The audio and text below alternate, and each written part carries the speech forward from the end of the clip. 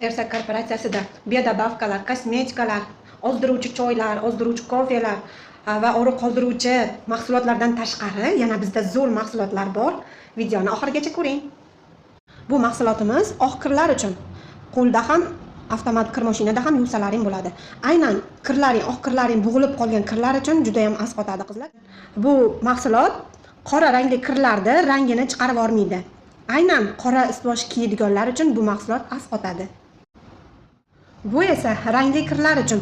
Bu aynan men uchun, chunki men rangli kiyimlarni juda ham yaxshi ko'raman va doimo rangli kiyishga harakat qilaman.